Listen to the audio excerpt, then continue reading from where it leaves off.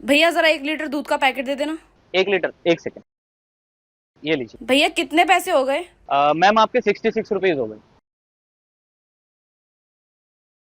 अच्छा मैम सुनिए, आप इस दूध की थैली का क्या करती हैं? दूध की थैली? भैया मैं इस दूध की थैली का क्या करूंगी? दूध को यूज करने के बाद इसकी थैली को फेंक देती हूँ। अच्छा मैम, आप ना इस दूध की थैली को फेंकिएगा मत। अगर आपको इसको फेंकना ही है ना, तो आप मुझे दे देना। क्यों भैया, आप क्या करोगे इसका? वो क्या है ना मैम, जैसे ही मान लीजिए अगर आपके पास ये दूध की 1 किलो थैली खाली जमा हो गई, तो ये सारी थैलियां आप मुझे दे देना, और उसके बदले कोई भी मेरी दुकान से 1 किलो का सामान लेके चले जाना, जैसे कि छोले हो गए, राजमा हो गए, चावल हो गए या फिर चीनी। तो उन खाली थैलियों के बदले आप ये सारा सामान 1 किलो का मेरे से ले जाना। क्या सच में? भैया आप मजाक तो नहीं कर रहे ना? मतलब मैं आपको 1 किलो दूध की पैकेट ला के दूंगी, उसके बदले में आप मुझे कोई भी सामान दे दोगे? अरे नहीं नहीं मैम, मैं आपके साथ मजाक क्यों करूंगा।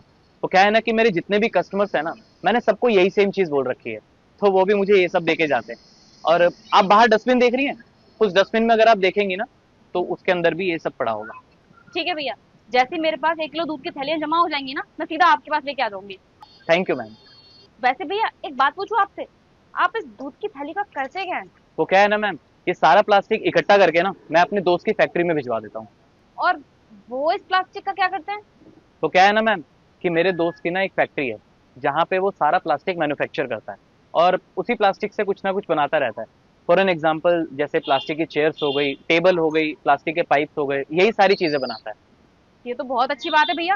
वैसे इन सारी चीजों का आपको आइडिया आया कहाँ से? एक्चुअली मैम, मैं और मेरा फ्रेंड ना एक एनजीओ कंपनी में काम करते थे।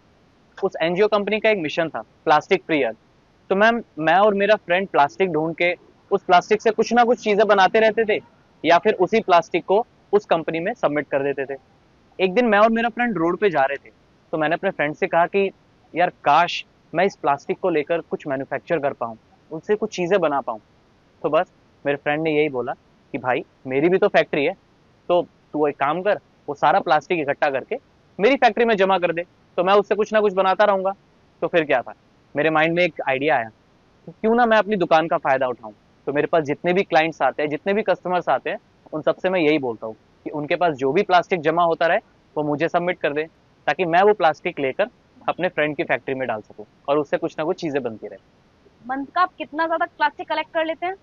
हाँ मैम, मेरी दुकान से तो 30-40 किलो जमा हो ही जाता है। बाकी इस एरिया में जितनी भी दुकानें हैं ना, मैंने सबसे ऑलरेडी बात कर रखी है, सबसे मेरा टाई अप है, तो उनकी दुकान से भी ठीक ठाक हो ही जाता है प्लास्टिक। और भैया प्रॉफिट? नहीं नहीं मैम, एक्चुअली प्रॉफिट तो नहीं होता, हाँ लॉस भी नहीं होता। और वैसे भी मैम, हमने ये चीज़ प्रॉफिट कमाने के लिए थोड़ी ना स्टार्ट की थी, हमारा गोल तो कुछ और ही है। चलो भैया, ये तो बहुत अच्छी बात है। और मुझे ये जान के बहुत खुशी हुई कि हमारे देश में आप जैसे लोग हैं जो हमारे कल्चर और हमारी सोसाइटी के बारे में इतना ज्यादा सोचते हैं। अब से मुझसे जितना हो सकेगा ना, मैं उतना करूंगी, और यहाँ तक कि अपने दोस्तों को भी बोलूंगी कि वो भी ये चीज करें। जी शुक्रिया मैम। ठीक है भैया, मैं चलती हूँ।